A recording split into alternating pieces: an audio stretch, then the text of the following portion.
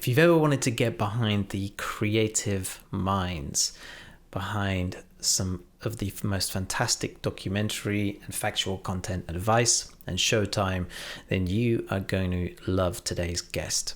Today's guest is Gregory Wright, and he is a supervising producer at Vice New York. And we worked together on a show, 2 episodes of a series back in November of 2022.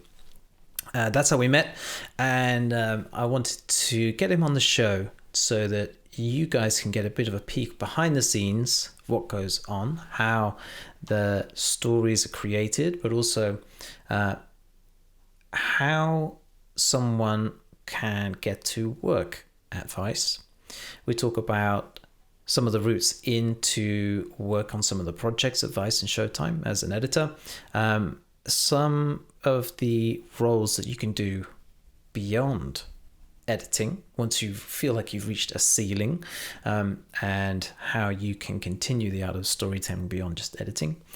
We also talk about some of the processes of storytelling, and we reference a project that we worked on, but also some other projects that Greg has worked on in the past.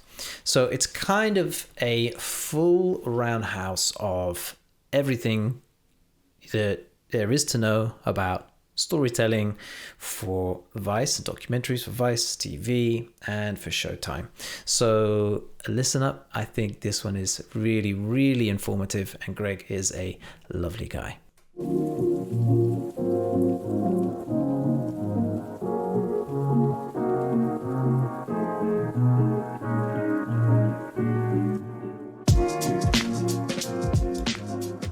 Greg, hello, welcome, and thank you for joining me on the Video Editing Podcast. How are you? I'm well, thanks. We're happy to be here, happy to contribute. Great. Yeah, really good to have you on. We were chatting a little bit before we started recording because we were catching up. We worked together on a project in November of 2022. I'm not sure how many details I'm allowed to share publicly, so I'll leave that over to you. Tell us a little bit more about the project that we were working on together and how we met. Okay, I'd love to.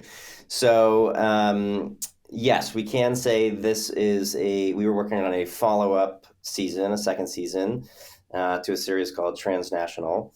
And it's a pretty unique one in that it sought to do a lot of what some of the other investigative and somewhat news magazine pieces that we do at Vice. But this one, the goal here was to sort of really understand what the perspective is from the trans community.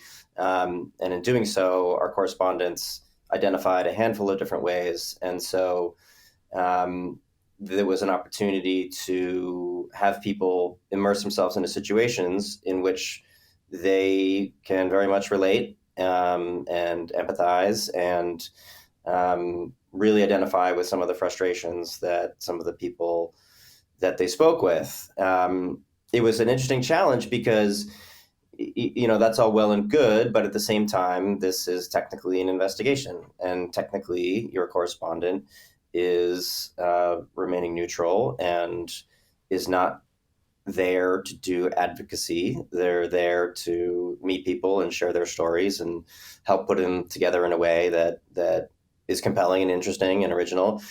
And so in the writing process, it was a lot of sort of finding that balance, because the truth is, we were able to find people that were interested and excited about the opportunity, and going into a various handful of cities all over the world.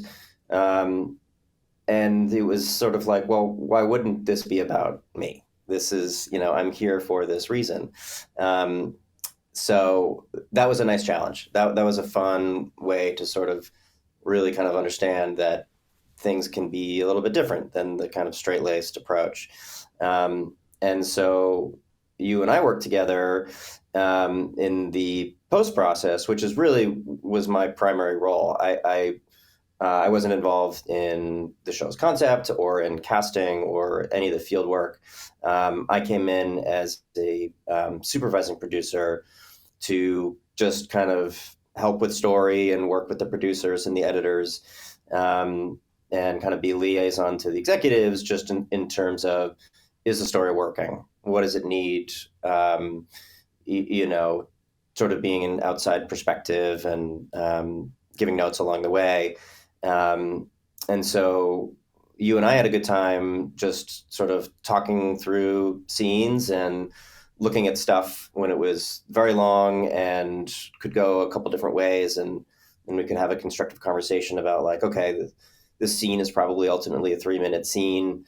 We're looking at a very watchable but 15-minute version. You know, what is the thread through here? And so yeah, and each episode was so wildly different. Different cities, different countries, different characters, different constraints. And that was a good one, I thought. Yeah, it was really enjoyable. It was 5 weeks per episode. Sorry, I should say. Mm-hmm. And it was, I have to say, one of the better organized, structured projects that I've worked on. So quite often, for anybody who's unaware of sort of the schedules, 4 weeks is not perhaps uncommon, and turning around a project like that, because it was a TV 30.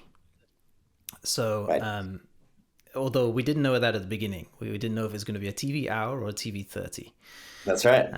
And so turning around that in 4 weeks is not uncommon. So we had 5 weeks, and that was a leisurely. It almost felt leisurely, but it's certainly anything but. That's right.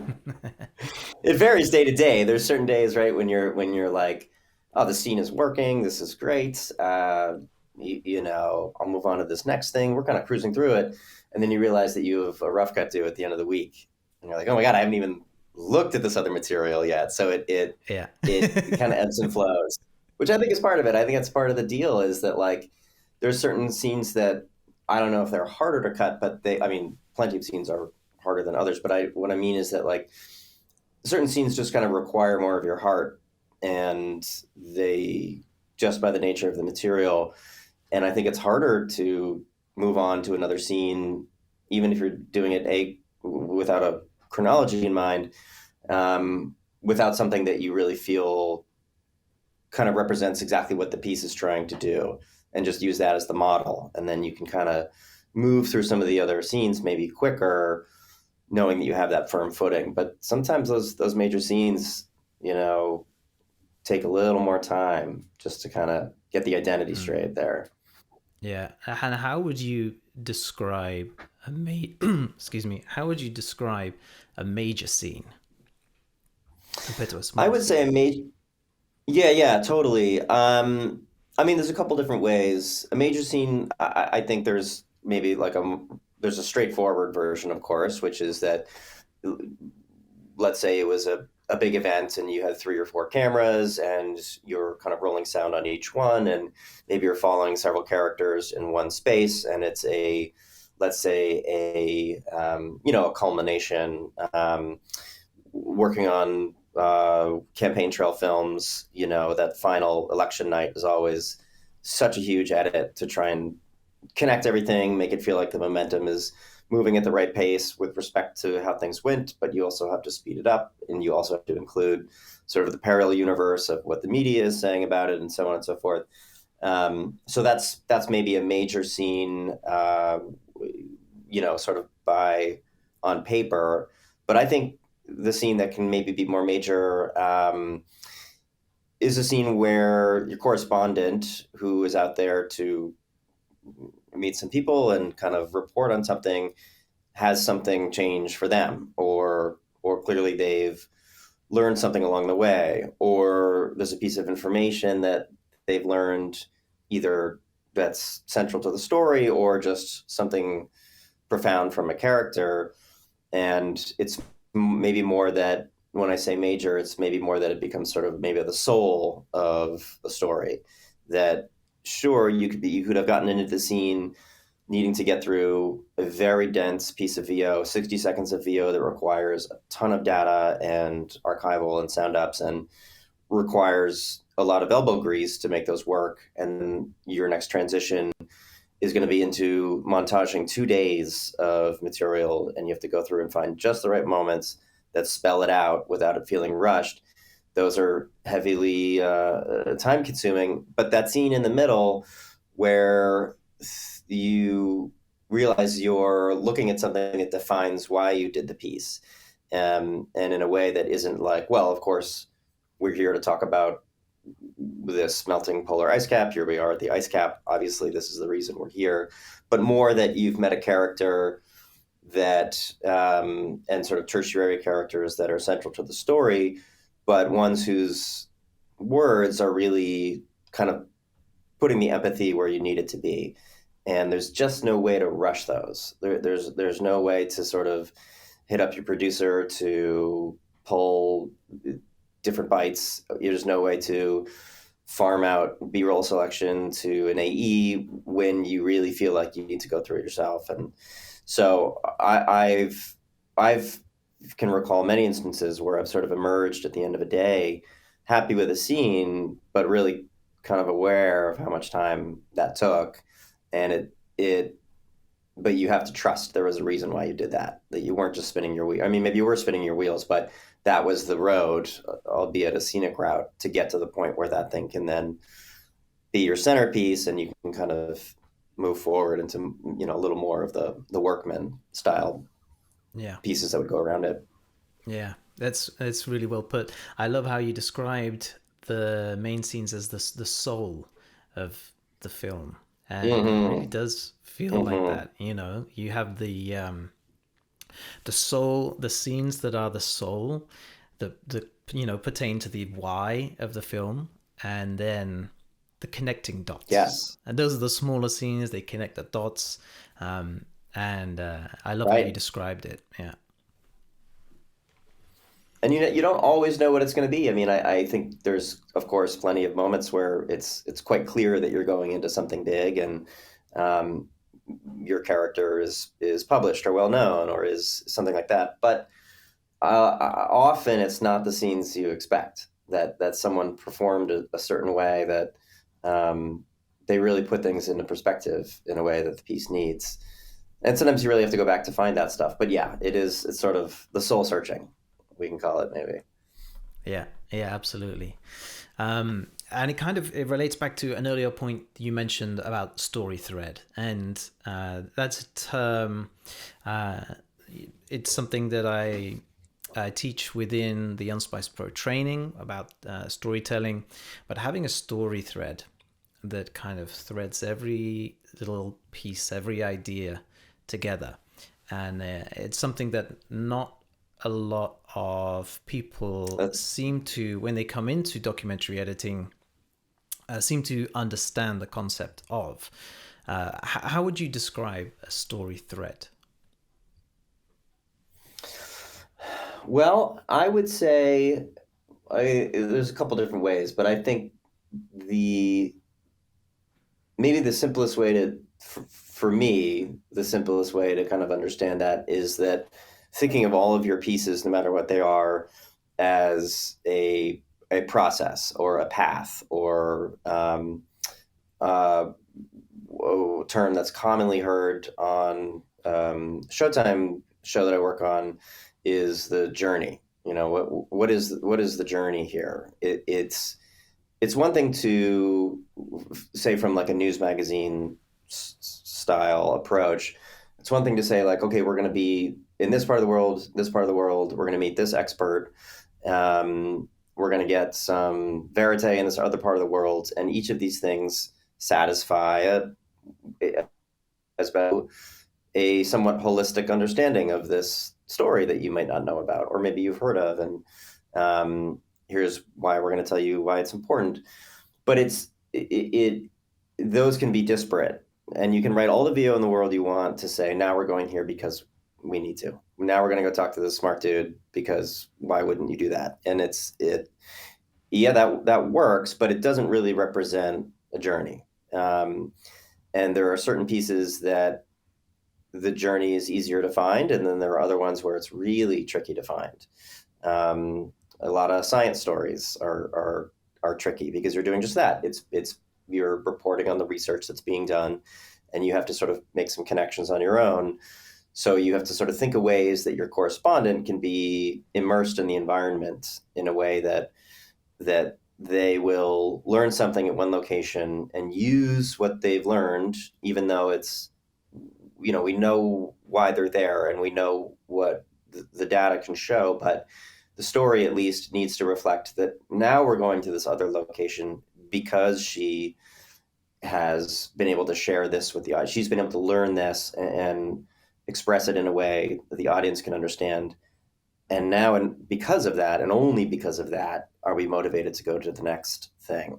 So I feel like the thread is kind of that invisible line that is, it's almost like it's like a oversized sort of loose rubber band that you're kind of slowly pulling taut, and all these sort of disparate elements sort of snap into place.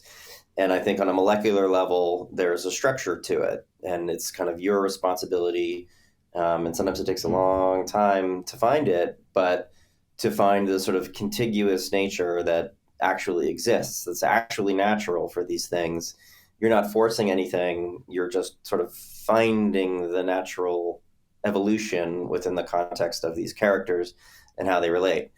And a thread is easier to find, let's say, in a point A to point B story. We did a piece for Showtime, I guess it was 2021, about the Darien Gap. And, this very, very notorious smuggling route where pilgrims and immigrants that are paying high up to coyotes to get them across this very treacherous stretch of jungle. And they'll come from all over the sort of southern hemisphere, even if this stretch that ends in Panama seems quite out of the way. But you get to cross a lot of territory without a lot of border control. But of course, the threat level then to do that is very, very high. And that is clearly a point A to point B story. We're meeting the characters that are all about almost ready to go, waiting for the right moment. Then they go, and then we went around to the other side. By no means could we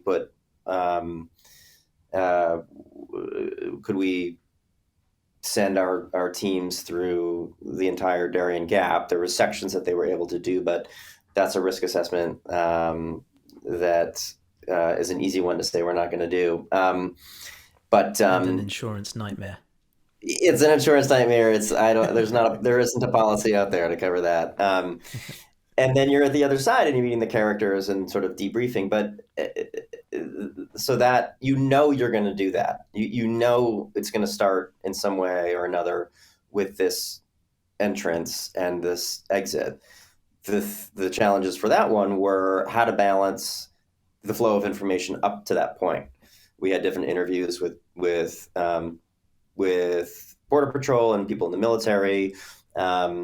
Their sort of drug enforcement, Colombian drug enforcement teams that were kind of patrolling the area. And so we met with them, and it's kind of a question of who do you start with? Do you start with the people that are trying to stop people from crossing, or do you start with the people that are trying to cross? And then you meet the people that are trying to stop them. And so there isn't a straight answer on that one. That's really just building scenes rough and moving them around a lot.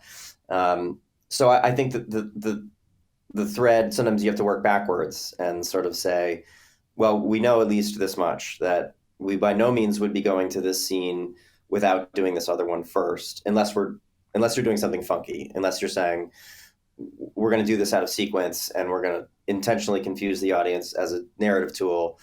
That's a whole different story. But if we're talking about let's say something that's news oriented, and despite whatever flair you'll use to kind of tell the story, at the end of the day, it's a point A to point B, then you can kind of build your things, your scenes that you are at least pretty confident in the beginning that create a good bond. And then you add another bond and create this sort of covalent stretch where there's a relationship, and so that thread starts to emerge.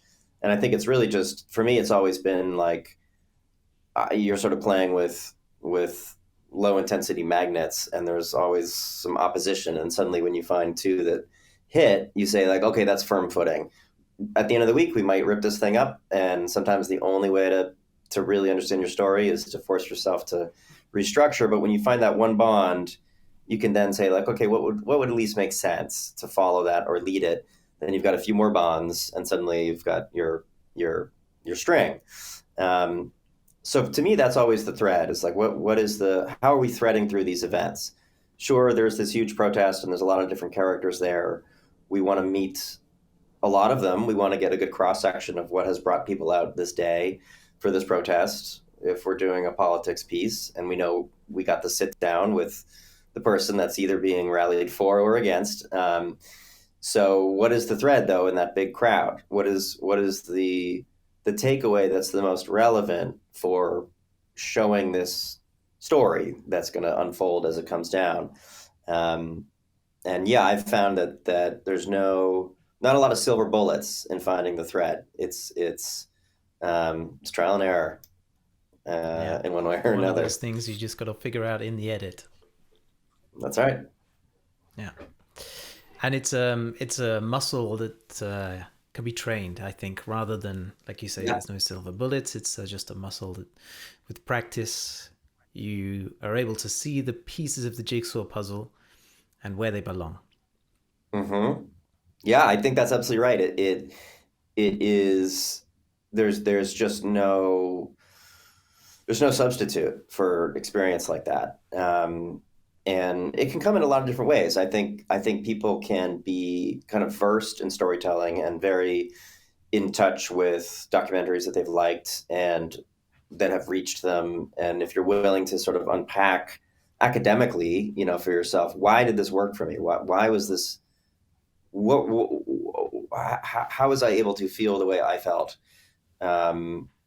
If it's a very straightforward story, let's say, where someone's emotions are laid out and they're very relevant to you, okay, you're gonna react. That's for sure. But if there's more to it, what was the process? Maybe like ask yourself what the process was, and then just the experience of trying again and again and again. I mean, I think the best experience you can have is knowing that at the end of the day you can undo things, and you sometimes really have to. And use language to help convince yourself of that. Like, let's just do this for today. Let's just try this for right now and see how it goes. And sometimes I'm in an edit right now, and we were torn, each of us in our own ways, and genuinely about between the producer and the editor, and then I'm the senior producer on it, about how much of a cold open are we going to do. I think cold opens in many cases are mission critical. You really, you don't want to have to ask that of a viewer, that they're going to start the story without some of this important background. But other times, cold opens, when you have the option to not do them, let's say, they feel like overused, or they feel, there's this idea that let's just start cold and slowly build up the information, and let's give the viewer the benefit of the doubt and treat them like an adult instead of spoon feeding them with this trailer. But I think at the end of the day, you have to really look at if someone has the ability to volunteer to be so disadvantaged like that to the story, and really let it be a slow burn. And so we were trying to decide this, and the only way we were really able to figure it out was to move a couple scenes around. We were just sort of discussing how this first act would go, and we landed in a version that was feeling pretty good, the open aside. And so we said, let's try moving a couple of these chunks around. We said to the editor, don't spend more than an hour on it. Rough, music cues are just going to die on the vine. Just like cut it up and move it around just for perspective. And it worked. It really gave us this sort of, it proved certain things needed to be a certain way, and it proved how little a couple scenes were actually pulling, in terms of, we thought there was the belief was that there was a lot more information coming out of these scenes, but it was pretty muted. And so that restructure helped us appreciate what needed to be where. So it's tough when you're in a lightning fast edit. It doesn't feel like there's time to experiment. But that's sort of a dirty word. It's not so much an experiment as it is the fucking process. Yeah, exactly. And then the pressure mounts the closer. Every time you experiment or you try something new and it doesn't work, then the pressure gets even higher. The deadline's closer, and then you start, the panic sets in, and you start double guessing yourself, and then going, maybe we should go for the safe option. Right. But quite often it's better just to keep plowing forward and ignore the safe option for now. That's plan. Yep. That's plan Z. Yep, that's right. You know you've got it if you need it. Yeah, exactly. Tell us a little bit more about your role at Vice and how you got to where you are now, and also you are an editor, and if that wasn't something that we covered already, you are primarily an editor and a storyteller. So tell us a little bit more about your journey and your history as an editor as well. Sure. So I, after school, I went to school in the Northeast in the U.S., and I moved to New York pretty much right away. And I was in a film program, not a film school, but a film program, and everyone kind of scatters after that. A lot of people go to New York, a lot of people go to L.A. What are you going to do? Are you going to go shoot? Are you writing? Are you trying to direct? Are you going into post? And at the time, I was working for, it was a branch of the New York Times. This was in 2000, and it was called it was the electronic media branch of the New York Times, NYT Television, and it's what later turned into their web content and so on. But they were co-producing with the formerly known as the Learning Channel, now TLC, and Discovery, all that stuff that turned into A&E, doing these what were called medical reality dramas. So kind of really early days of reality TV, but they were shooting 250 plus hours in the field after a 9-week embed at a various ER. So there was one show called Trauma Life in the ER, another called Paramedics. And it was something like an 11-week edit. But when that footage came back, it was rolling. You had AEs that were immediately transcribing everything, logging everything, getting ingested in the system. It was a really tight machine to sort of flip over that much material. So I was working at that place as a post supervisor, or I should say in the post department, not a supervisor at all, obviously. I went there to be an AE, and I had a really interesting interview with someone that was doing intake, and he said, "You know what?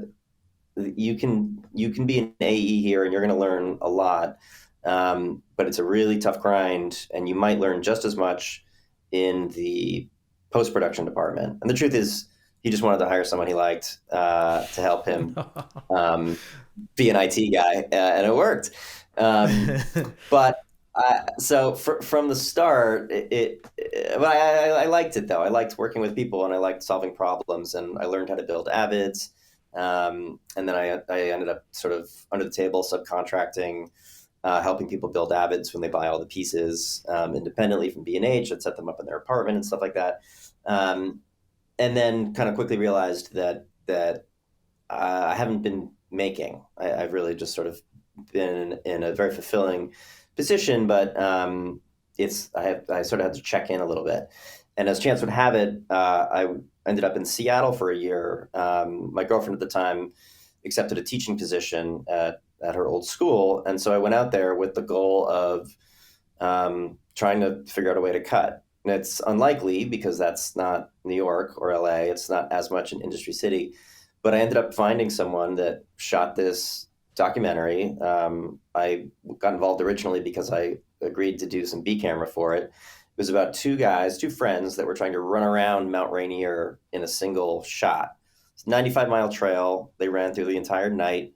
And so it was pretty interesting footage. There was 5 teams that we'd hike up, get the shot, hike back down, drive to another part of the mountain, hike up, get the shot, and then all these interviews and so on.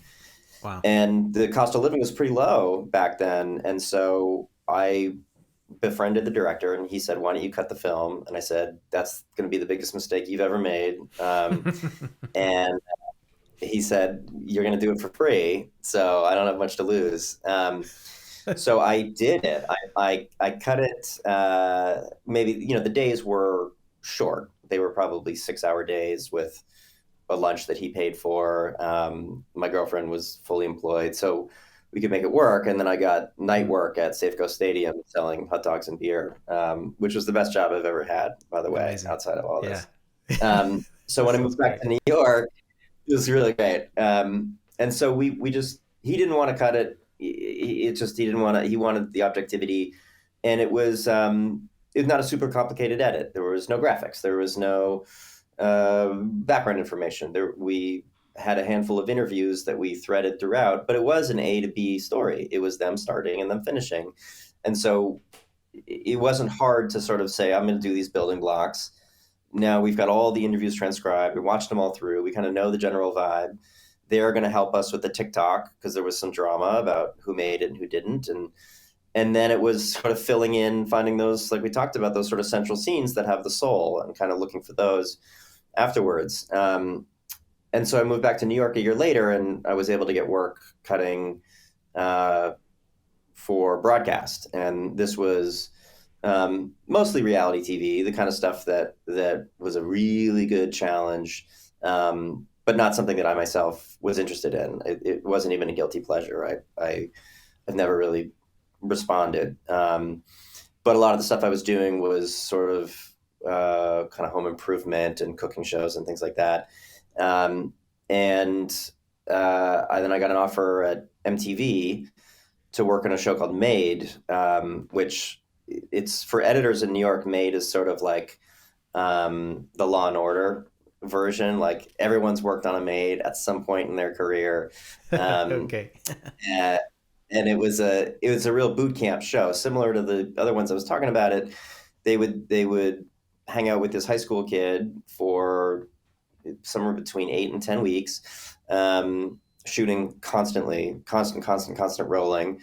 And then it was probably somewhere between an 8 and 10 week edit for a broadcast hour. And that one, I mean, those were music cues that were changing every 15 to 20 seconds. Tons of needing to create humor, comic timing, pulling out the music, bringing it back in. When are you being sarcastic? When are you being sincere? Where is this person from? They're from the South. We're using too much twangy music. We got to strip out half the country tracks. And so it was really, it was fierce. But I in a weird way, I credit that.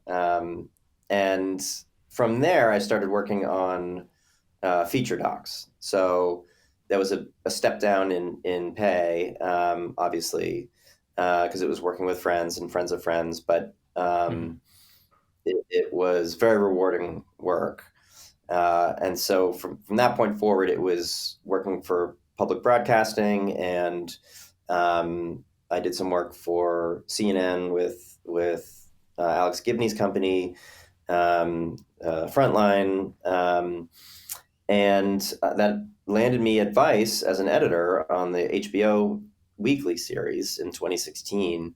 It was a great fit. Really liked everyone I worked with. Got along really well with the EPs of the show, and I then ended up working on some of the longer form pieces. That was the time when Vice was trying some longer form stuff for Vice News Tonight, also on HBO, and then maybe some longer pieces that would be on HBO. And I ended up doing a couple campaign trail stories that involved having a couple different edit rooms. And it was just the same old stuff for me. But then the EP at the time approached me and said, "Have you ever thought about doing supervising producing as a senior producer?" And I said, no, not at all. Hmm. And he said, I think you'd be great at it. And I said, who are you talking to right now? I'm not, I'm an editor. And he's like, he said, you wrote all the copy for that last episode. You ran two different edit rooms, and to me, it was just sort of the job. I like writing. I don't know that it's very good. It requires a lot of brush up, but I enjoy, as you're sort of getting through a scene and something needs to be written and you just need to get on to the next one, you'll just drop down on a card, blah, blah, blah. We need to say, now I'm doing this. And I always liked writing a little more and kind of adding a little more and so on. And so he said, we want you to do this as an editor too, and not just because you'll keep an edit room and there'll be certain pieces that will require additional editing that you can't kind of communicate through notes, and you'll need to take scenes and kind of do them on your own terms. And we want that sort of thought process. So, and that was for shorter form pieces originally. That was when Vice News Tonight was doing a lot of short packages. Another thing I had very little experience with. And so that was a great learning opportunity to just sort of get that information out and do it in a way that makes the reporting very clear. But VNT at the time was finding that their stories were feeling a little stale, or they were, no matter how strong the reporting was and how critical the stories were, the kind of creative circle in VNT was feeling like they just had a lot of similarity to kind of other news pieces. So I think they made a couple changes, including hiring me, to kind of think about things from more of a documentary perspective and try and take some risks. And then I was a supervising producer we had a Hulu series, which were broadcast hours, and then have been on Showtime since that started a few years ago in that same role. So as a senior, I'll oversee a project or a segment. Sometimes the pitch is completely good to go and comes ready to rock, and it gets greenlit, and they go out in the field, and certain teams know exactly how they work together and who their contacts are, and they just kind of come back with the footage. And so your job then is just working very directly with the editor and the correspondent to look at stuff and find that story thread. Other times if someone's come to you needing help develop a pitch, you're doing research and talking it through and figuring out, what goes into a story and seeing how much this has been covered before and getting a pitch shaped up. So it's a lot of different hats, but the core of it is an editor's brain, almost seeing yourself as a second editor, but by way of watching something back, knowing exactly what went into it, what the goals were of the scene, what the reality is of the footage that was shot, the timeline that we have to do it, and an objective look at what is actually the strongest stuff in here that supports the story. And that's a lot to throw on one editor on a really intense timeline. So the story seniors are there to just kind of really be there and talk it through and maybe do the writing if the correspondent is back in the field and doesn't have the time to. And so now it's the work is those pieces for Showtime, but also I'll work on a series like Transnational, where you and I met, or a couple of broadcast hours that I'm working on right now for Vice News Tonight. But all come up with all sort of the similar goals, I would say. Hmm. Yeah. So that's the whole story there. Yeah, great. It's really interesting because I think for a lot of editors, perhaps not the majority, and the majority love editing and the process of editing and can't see themselves really doing anything else other than that. Mm-hmm. But there certainly is this kind of unspoken of ceiling as an editor, Mm-hmm. where you work your way through the ranks, you become a better and better storyteller, you work on bigger and better projects, and not necessarily bigger Mm-hmm. budget.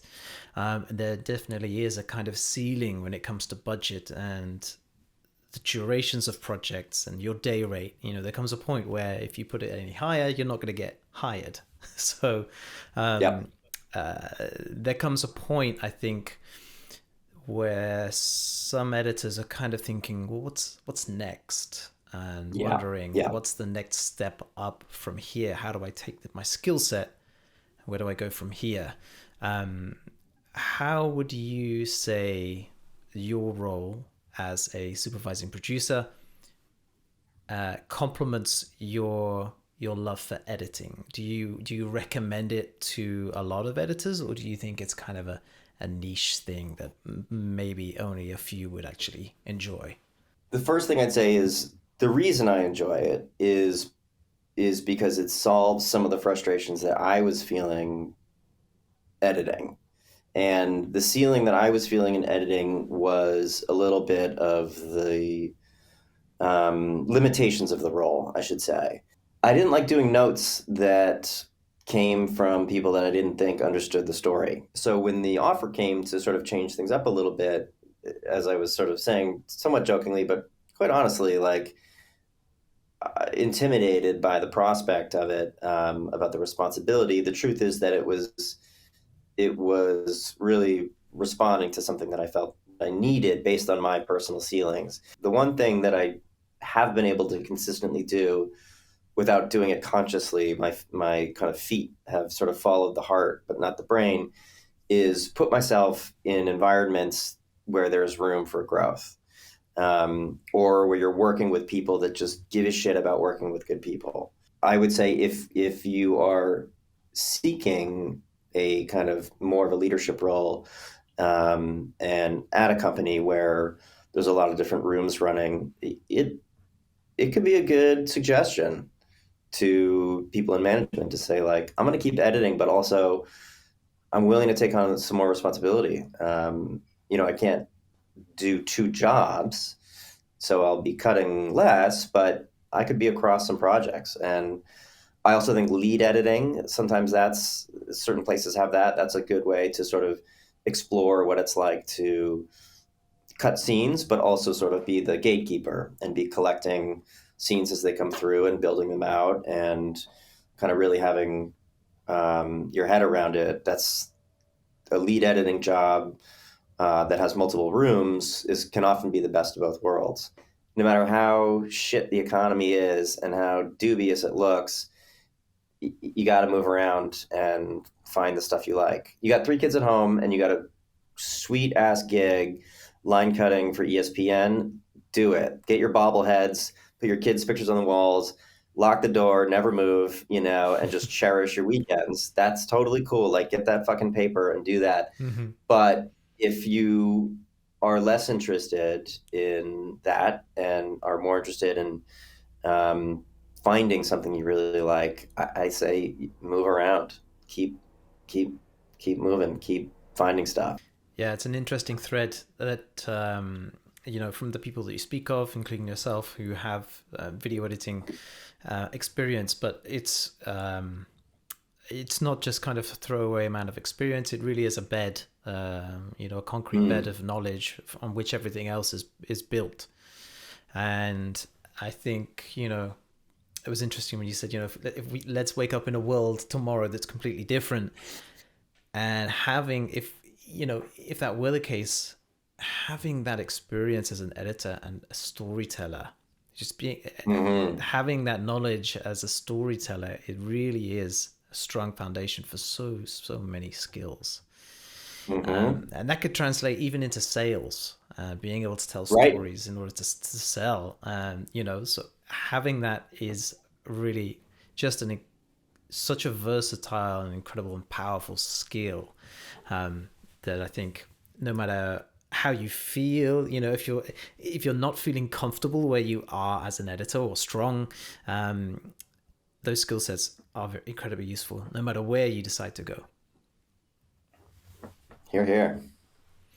So I would love to. You've mentioned so many different projects that you've worked on over the years. Do you have a favorite that springs to mind, one that you're most proud of?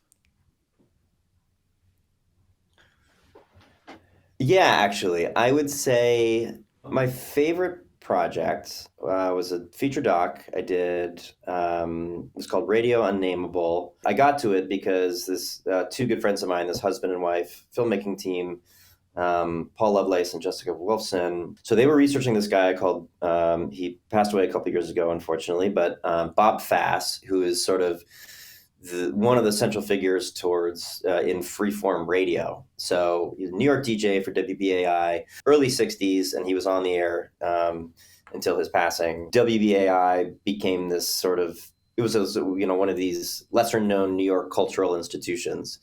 But there still wasn't enough archival or source material in the world to entirely cover a film about radio, where the gems of the piece were just playing back these moments.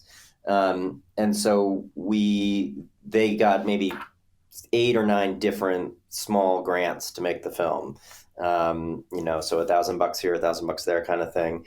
And including an interesting grant from Anthology Film Archives that let us fair use a ton of kind of period specific Super 8 footage from that time. And so one of the scenes that I really enjoyed cutting was a sort of an unfortunate subject matter, but there was a caller who called in. It was a late night, it's a late night call-in show, people calling from all over. It's connecting people on the air.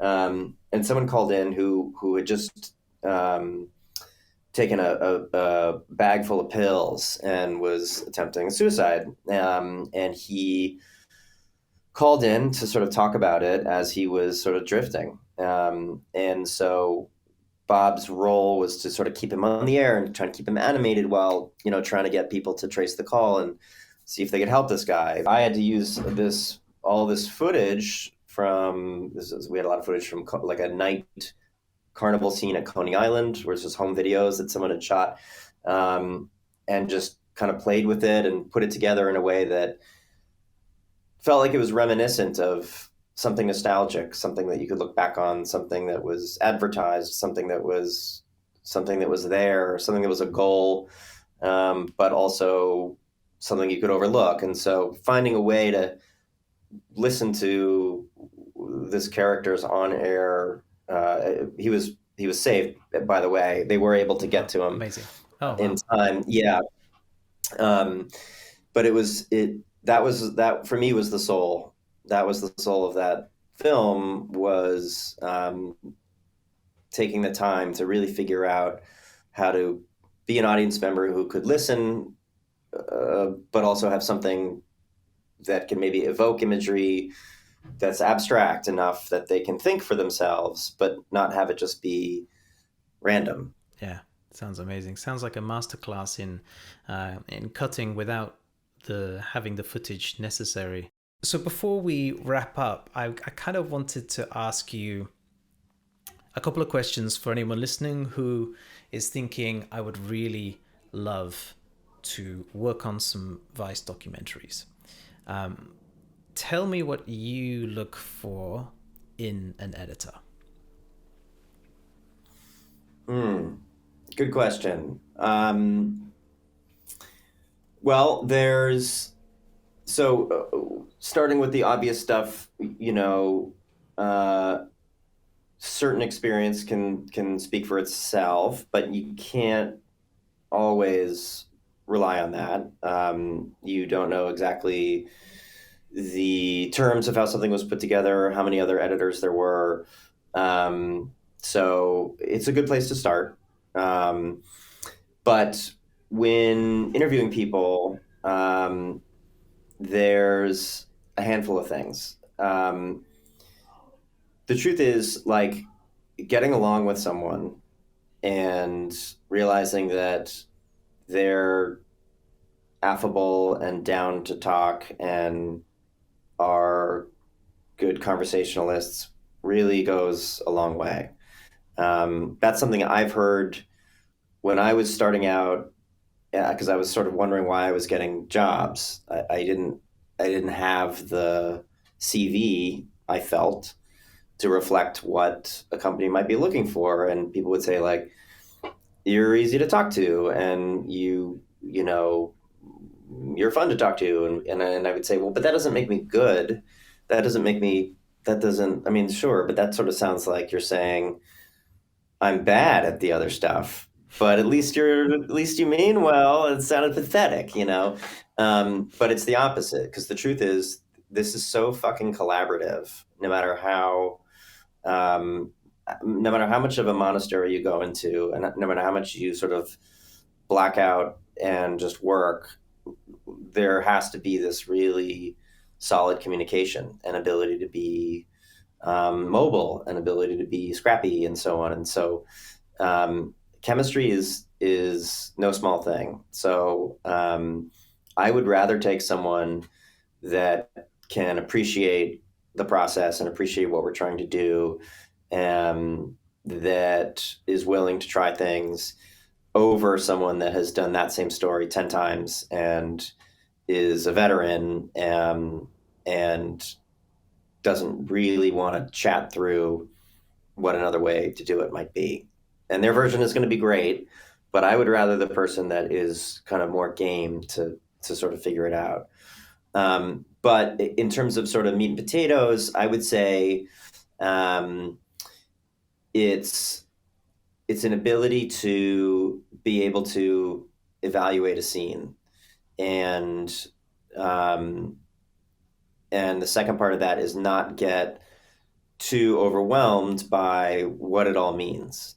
I think a good editor, one that works well for the projects that we're doing, is someone that is working quickly, sort of based on what the goals are for the scene, let's say, and how we think it's going to perform, subject to change, but is just can kind of, and with varying degrees of support from the producer or an AE, at the end, whatever the case may be, can kind of end up with something that is working, and say, I feel like this scene, I mean, this is rough as shit, but what's in there makes sense.